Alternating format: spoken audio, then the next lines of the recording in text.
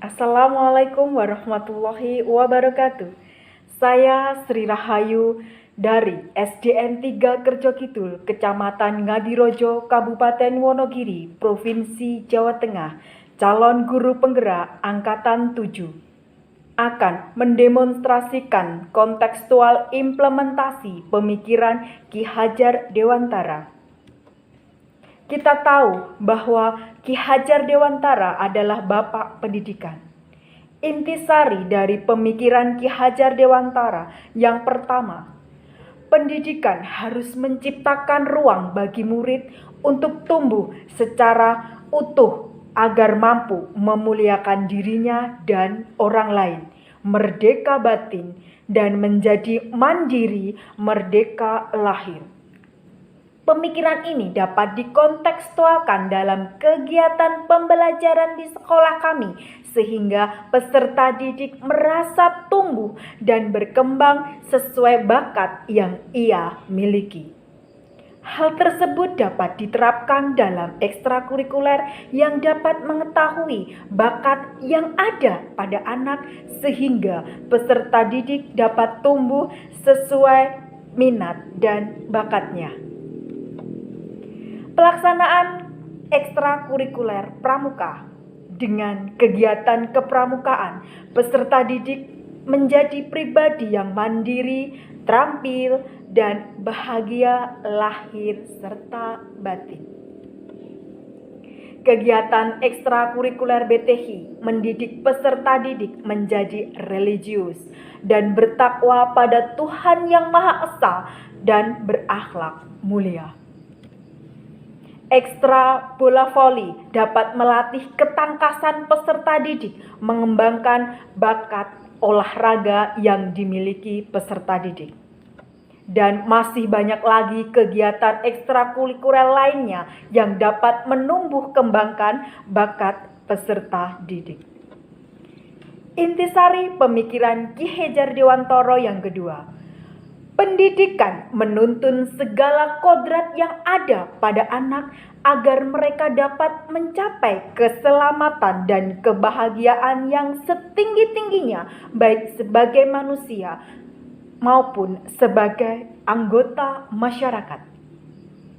Pemikiran ini dikontekstualkan dalam membimbing siswa selama pelaksanaan pembelajaran di mana guru sebagai pamong.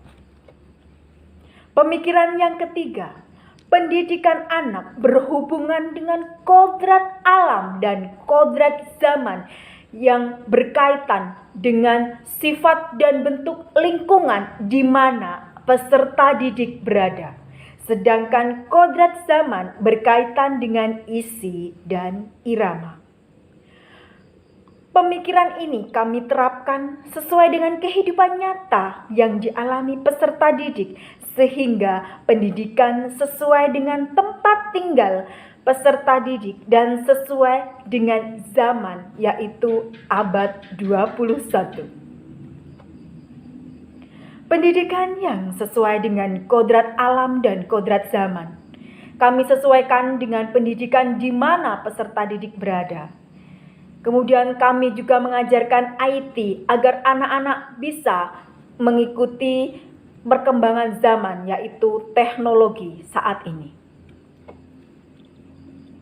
Pemikiran yang keempat, pemikiran pendidikan budi pekerti. Pemikiran ini dikontekstualkan dalam pendidikan saat ini, di mana karakter peserta didik menjadi hal utama yang menjadi tujuan pembelajaran. Peserta didik selain cerdas, harus memiliki karakter yang mulia, budaya bergotong royong, budaya meminta maaf, budaya berterima kasih, serta budaya sopan santun, sopan dalam berbicara dan bersikap harus kita tanamkan sehingga peserta didik memiliki karakter yang mulia. Penerapan pendidikan karakter di sekolah. Budaya sopan santun kepada guru dan juga kepada siapa saja yang mereka temui di sekolah. budaya berterima kasih kepada teman, kepada guru, dan kepada semua warga sekolah. Budaya minta maaf serta budaya gotong royong harus kita tanamkan kepada peserta didik.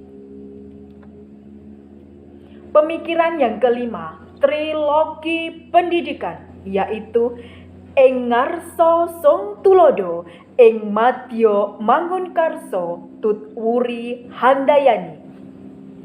Pemikiran trilogi pendidikan tersebut dikontekstualkan di mana peran guru adalah ketika ada di depan sebagai teladan. Di tengah kesibukannya harus mampu membangkitkan atau menggugah semangat serta mampu memberikan dorongan moral, semangat kerja dari belakang. Alasan pemikiran Ki Hajar Dewantara mengenai penerapan ide gagasan sesuai dengan pemikiran Ki Hajar Dewantara adalah yang pertama, karena pemikiran Ki Hajar Dewantara sangat sesuai dengan pendidikan anak saat ini, di mana peserta didik memiliki kebebasan atau merdeka belajar. Guru sebagai pamong yang harus mampu menuntun agar tidak membahayakan peserta didik. Yang kedua, pendidikan layaknya sesuai dengan kebutuhan peserta didik, di mana harus sesuai dengan keadaan alam dan zaman sekarang. Diharapkan peserta didik mampu berkembang sesuai dengan kondisi yang dihadapi saat ini. Harus mengedepankan karakter di mana sangat sesuai dengan pemikiran Ki Hajar Dewantara, yaitu pendidikan budi pekerti. Pemikiran Ki Hajar Dewantara sesuai dengan budaya masyarakat Indonesia pada umumnya, sehingga ide gagasan Ki Hajar Dewantara merupakan fundamental dalam pendidikan yang harus diterapkan dalam pembelajaran dan diimplementasikan dalam kehidupan sehari-hari peserta didik. Secara pasti guru sebagai teladan. Ing ngarsa sung tulodo, ing madya mangunkarsa tut wuri handayani. Di mana dalam pelaksanaannya pasti ada tantangan, namun kami memiliki solusinya. Tantangannya, kondisi peserta didik yang berbeda-beda sehingga guru harus mampu memberikan pelayanan yang sesuai dengan kebutuhan peserta didik. Kami memiliki solusi, guru harus mampu mengajar, mendidik, menjadi psikologi pendidikan bagi peserta didik.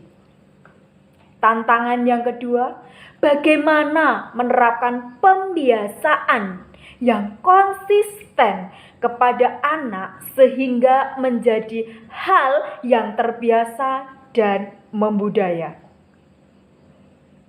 Solusi kami diawali dari guru menjadi teladan, tuntunan yang akhirnya siswa akan meniru kebiasaan dari seorang guru.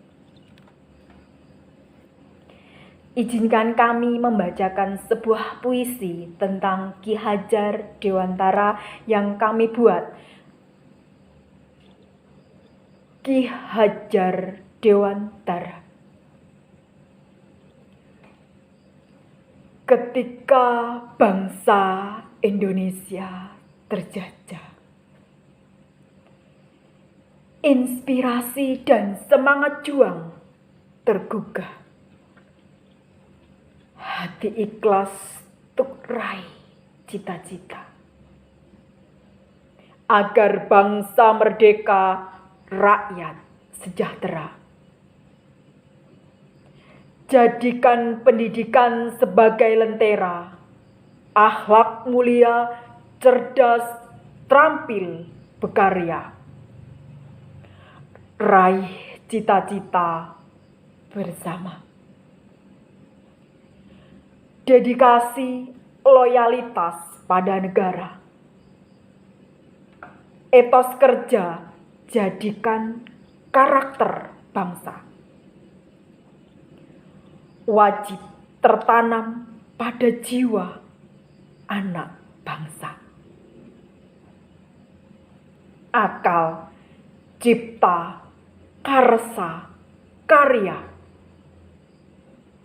Namun, pendidikan agama janganlah lupa. Tanamkan selalu jaga etika dan estetika antara nalar, jiwa, dan raga. Rasa patriotisme juga menggelora. Anugerah ilahi harus dijaga. Terima kasih. Itulah demonstrasi dari kami SDN 3 Kerjokidul. Saya Sri Rahayu, calon guru penggerak Angkatan 7, mengucapkan terima kasih. Wassalamualaikum warahmatullahi wabarakatuh.